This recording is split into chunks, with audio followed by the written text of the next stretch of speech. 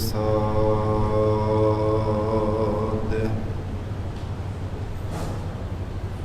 ਜਪ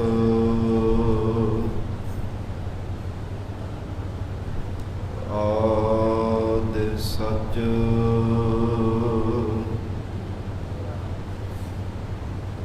ਜੁਗਾਦਿ ਸਚ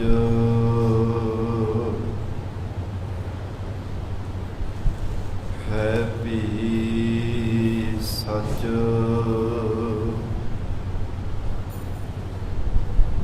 ਨਾਨਕ ਹੋਸੀ ਵੀ ਸਚ।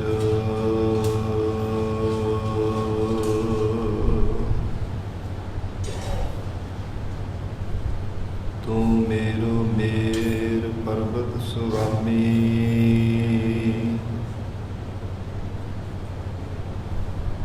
ਓਟ ਗਹੀ ਮੈਂ ਤੇਰੀ।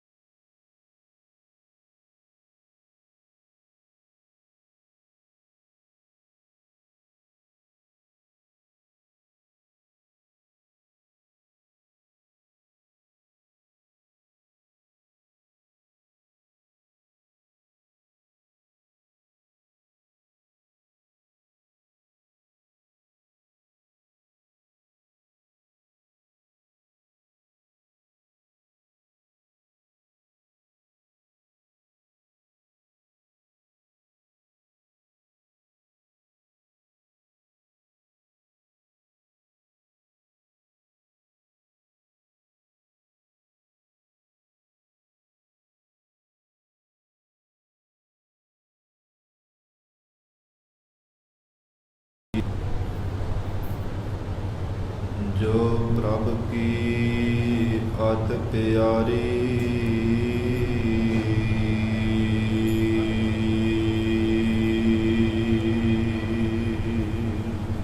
ਸਤਿਨਾਮ ਸ੍ਰੀ ਵਾਹਿਗੁਰੂ ਸਾਹਿਬ ਜੀ। ਰਾਗ ਆਸਾ ਮਹੱਲਾ ਪਹਿਲਾ। ਛੇ ਘਰ ਛੇ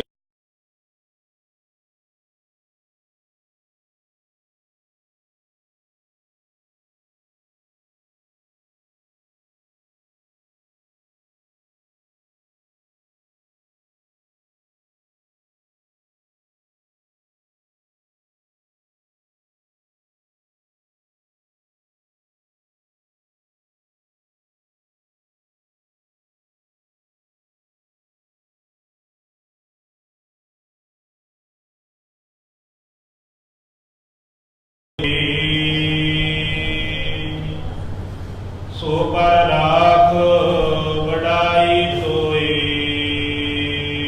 ਰਹਾਉ। ਬਿਸ ਚਸਿਆ ਘੜੀਆ ਪਹਿਰਾ। ਤਿੱਤੀ ਵਾਰੀ ਮਾਹ ਹੁਆ। ਸੂਰਜ ਏਕੋ ਰੁੱਤ ਅਨੇਕਾ।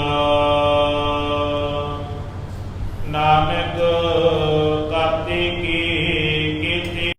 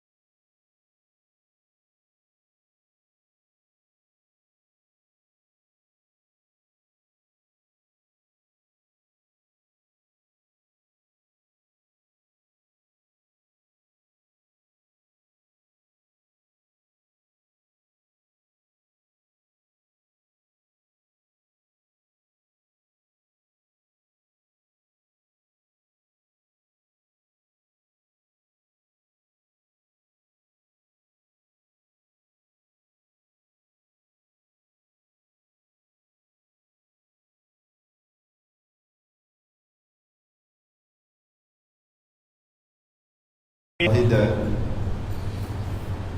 ਗਰੀਬ ਨਵਾਜ ਮਹਾਰਾਜ ਸੱਚੇ ਪਾਤਸ਼ਾਹ ਜੀ ਨੇ ਪਹਿਲੇ ਸ਼ਬਦ ਦੇ ਅੰਦਰ ਉਪਦੇਸ਼ ਬਖਸ਼ਿਸ਼ ਕੀਤਾ ਸੀ। ਜਦੋਂ ਇਹ ਸ਼ਬਦ ਉਚਾਰਨ ਕੀਤਾ, ਦੁਬਾਰਾ ਫਿਰ ਬੇਨਤੀ ਕੀਤੀ ਹੈ। ਬਾਬਾ ਲਹਿਣਾ ਜੀ ਆਦਿਕ ਜੇ ਹੋਰ ਵੀ ਗੁਰਸਿੱਖ ਸਨ, ਸਤਿਗੁਰੂ ਜੀ ਦੇ ਚਰਨਾਂ ਵਿੱਚ ਬੇਨਤੀ ਕਰਨ ਲੱਗੇ, ਹੈ ਮਹਾਰਾਜ ਸੱਚੇ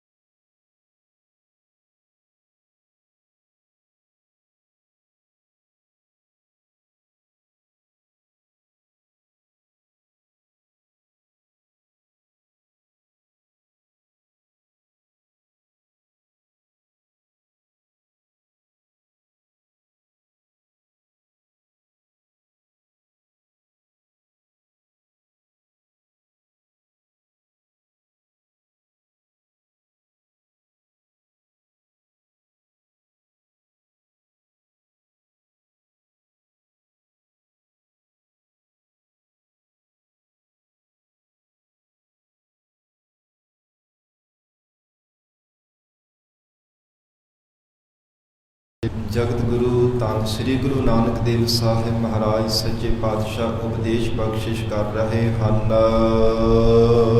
ਛੇ ਘਰ ਛੇ ਗੁਰ ਛੇ ਉਪਦੇਸ਼।